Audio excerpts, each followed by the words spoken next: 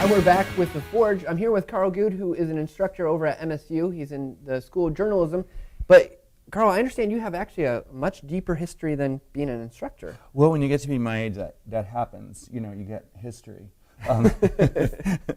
Yeah, the reason I'm in the School of Journalism is because I worked in journalism in New York for about 28 years. 10 of them with Newsweek as their director of graphics, and the Associated Press as their director of graphics. And basically what we did was we tried to make information that was happening either long term, like the Olympics are coming up, but it could be a nuclear reactor melting down, or anything at all that might be in the news that was better understood visually. And our job was to just sort of explain that, and so that the average reader could understand it. So really, I mean, you're taking lots of complicated information and trying to condense it down to the smallest piece. Right. Well, to make it, it has to fit in the magazine. You know, that's the thing about magazines. There's these limits. You know, they have to fit in the space. Plus, you have to just eliminate. There's a lot of noise, visual noise. There's a lot of data noise that you don't need. You just want to edit it down to the core stuff that people really need to know to understand what the heck's going on. You know, our audience wasn't scientists. Okay. So do you have a good example of maybe a piece that you could show us before we start digging into a little bit how we do it? I may. I've done a lot of things like, I don't know if you can see the monitor, but yeah, we've got, this is an example of a Martha Stewart, her empire. You know, they asked me to do a little pie chart on it. I thought it was just a little pie chart, and then they asked me to hold 2 pages. And so we baked a bunch of pies, and we made this, and it went over really well. You know, it was basically it was inviting. It made people sort of curious about Martha, and it was the only time in my whole career I made a pie chart out of a pie. Nice. So, because I've looked through some of your examples, and we've got a link up where you can go see Carl's Flickr page with a lot of these infographics. The thing I loved about that, and I mentioned to you, is that was a very clear example where I wouldn't have to be an artist to do this, to communicate something really visual in an engaging way. You're totally right. The nice thing, here's another one we can show if you'd like, of just sort of how flowers bloom throughout the day. You know, so it wasn't always disastrous. You know, you could plant a garden and explain that. But yeah, the nice thing about, especially with technology, there's so many free sites now that you can, open source sites that you can use to do, data mapping and statistical graphing and flowcharts of all sorts, and videos and photo narratives, and it's all free and it's all pretty easy, and there are tons of tutorials. So yeah, there are a lot of things like that exist now that never did before. So you don't have to be an artist to make a map anymore. You don't have to be a cartographer to do GIS, Geographic Information Systems, and so it's become a lot easier world. Plus, it does help to know a little bit of design when you're going, a lot of design, actually understanding. That's some pretty ugly crap getting done out there. Right, we want to avoid that. You know, typographically, like, don't ever use word art in PowerPoint. Don't ever use that. So there's a lot of junk getting done and ugly stuff. You want it to be inviting, and so even just learning some basic design issues. But yeah, using photography is a really great way to tell stories. And when people think that words can do a lot, where you just sort of write about everything. And the fact is that a lot of that material might be able to be pulled out and visualized, and people would understand it more. And it might also be another way to access that data, whereas normally they wouldn't. And, right. And now the writer can generally do this themselves. Just popping a photo and labeling a photo is pretty easy. You can do it in PowerPoint and still upload it to your blog. It doesn't have to be some fancy software. Right. So, okay, so I love the concept here, right? So let's say I'm trying to figure this out. How do you suggest that someone gets started? I mean, obviously there's lots of free tools, lots of things I could take advantage of just because of the nature of the web. But you said, like you said, we don't want a bunch of crap. We wanted it to be designed. So where do you think someone starts with this process? Well, the good news is that a lot of the online stuff is really well designed. So like Tableau Public, and there are these data generators, visual generators that, like, for maps and charts. They already do a really good job of making it really attractive. So all you really need to do is try it, and they're all, it takes that first step to trying it, and once you do it, you drink the Kool-Aid and you go, oh my God, that makes me look so cool, and but once you've taken that step and actually forced yourself to grow and learn and expand your abilities, which is what we should all be doing, it gets easier with each additional thing. And then you start, it's like visualizing stuff is like a drug, you start off with with a beer. Pretty soon you're doing like major alcohol. And I'm just kidding. I was just trying to find a bad analogy. Drinking is bad. It's like you start off small, but you wind up wanting to try so many new things, and it gets easier because your confidence just gets going. So there's a lot of just trial and error. So Yeah.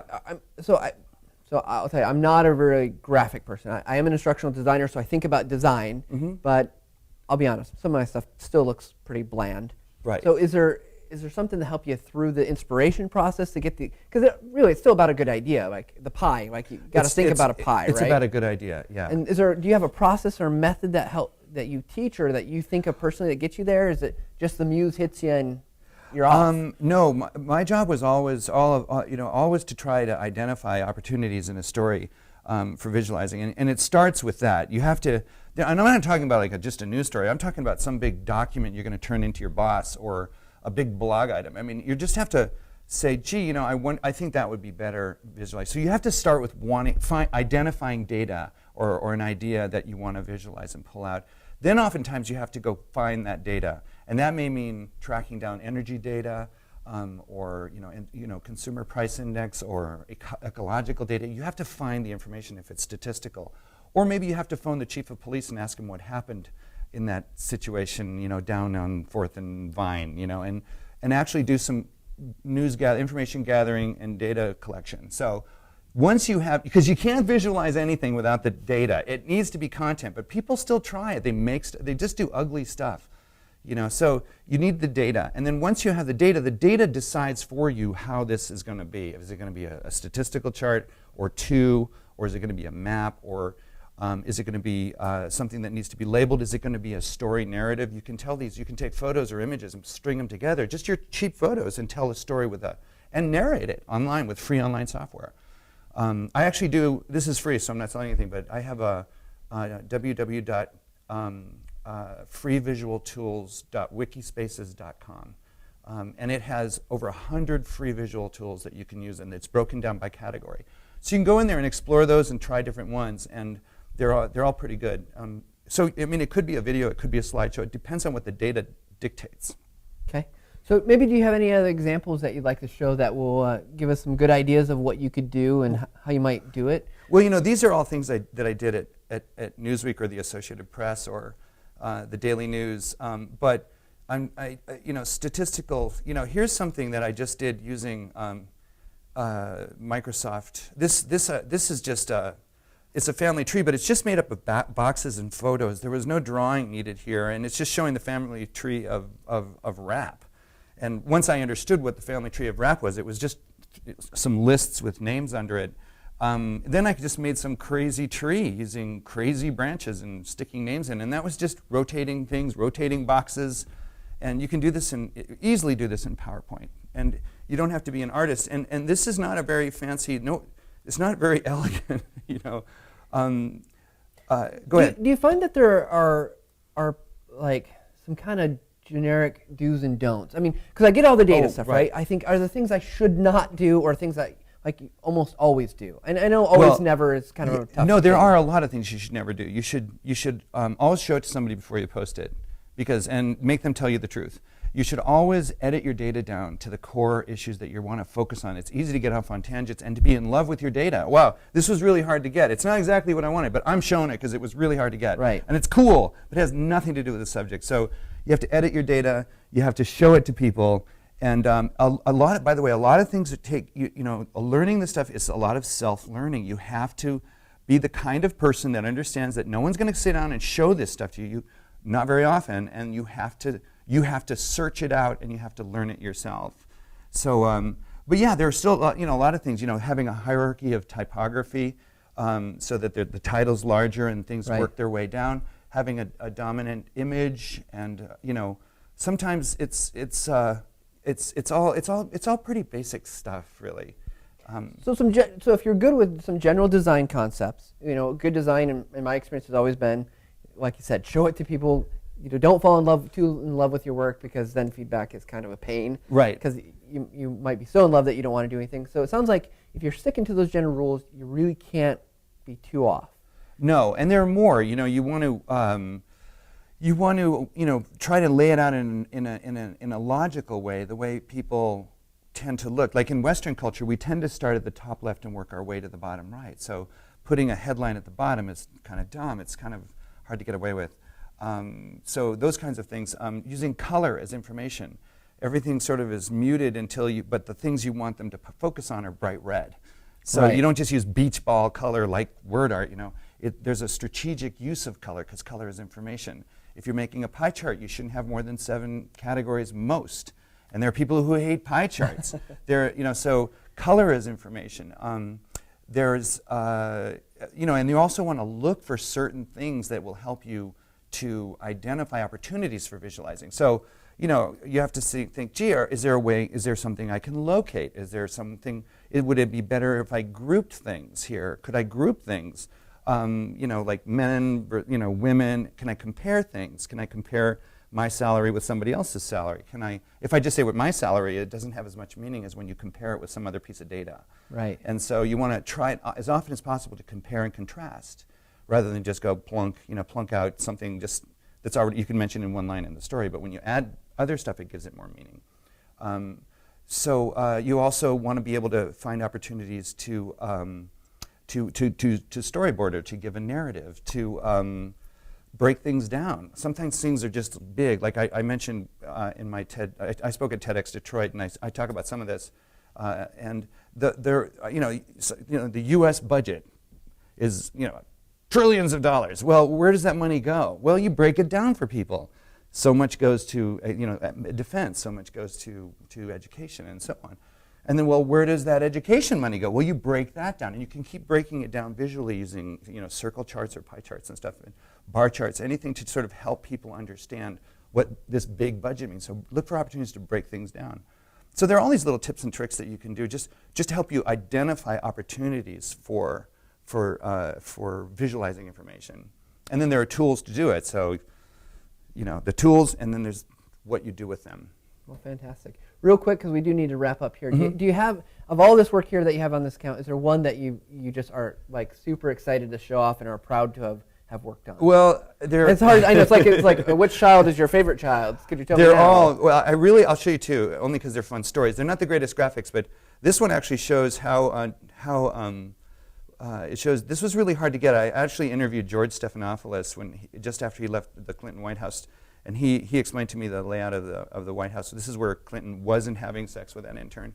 And so that was fun to show. And I also, I don't know if I have time to show one more. But yeah, one more. That's I great. just have to back up a little bit and get down to this one. Although it's not the greatest looking graphic, it's kind of dense and there's a lot of text, mainly because we had to lawyer it, as we say.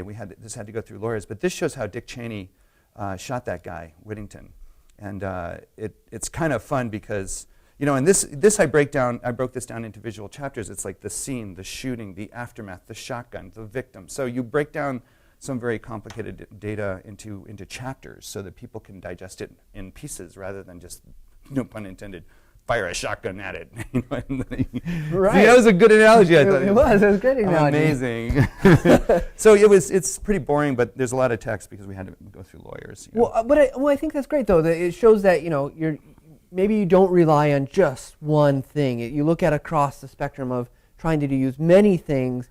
Right. Because we often say, well, a picture will cover, it's 1,000 words. I don't need anything else. But maybe reality is you need multiple 1,000 words. Well, they say a picture's worth 1,000 words, and the question is, what 1,000 words are those? Can you do it in less? Right. By the way, these graphics, this graphic here I think 6 people worked on this. Kevin Hand drew everything in 3D, and it was written by either Karen Urish or Andrew. Anyway, I can't remember who wrote it, but anyway, so these are always these big graphics like this, especially on Deadline, take a big team to make them.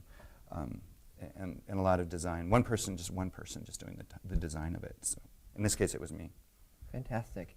Well, we want to thank you, Carl, for coming in. Hey, you're welcome. This has been fantastic. It was fun. It was great. I've been getting beat up here all day. It's been a time of my life. So we do want to thank you for coming in and talking with us. I think this is some great information. Hopefully, everyone out there, you'll get some good value out of some of the things that Carl's talked about. You can go check out his Flickr account and see some of the infographics that he's worked on. Again, if you have questions or you want to ask us more, we can always follow up with Carl. You can also follow him on Twitter. It's at Carl Gude. That's KarlGude. you can always get in contact with him. I'm sure if you're okay with him. Sure. There are a couple of TED Talks out too, Lansing and Detroit, where I talk a lot about how to visualize too. And we'll get those linked too so that you guys can watch those. They're fantastic stuff. Thanks again, Carl, for coming in. A couple announcements before we wrap up here. I want to mention that TechSmith is going to be out and on the road. We're coming to a trade show near you. We're going to be at Cerner Healthcare Conference. We're going to be at Blog World, so anyone that's interested in meeting up with some of our fantastic people like Betsy Weber. Betsy's awesome. She is awesome. We'll have our social media guy, Daniel Foster, and our in-house screencaster, Brooks Andrus. We're also going to be at the education show EDUCAUSE next week, so check us out. And at the end of the month, we're going to be at DevLearn out in San Francisco for all you instructional design geeks like myself out there. So we want to thank you for watching The Forge, and we'll be back on November 2nd. That's the first Thursday of the month. We're going to have Daniel Park from the Definitive Guide to Camtasia Studio on, talking with him, and it will be fantastic. So we'll talk to you later. Remember, you can follow us at TSC Forge, that's a hashtag, and also email us at theforge@techsmith.com. Thanks a lot.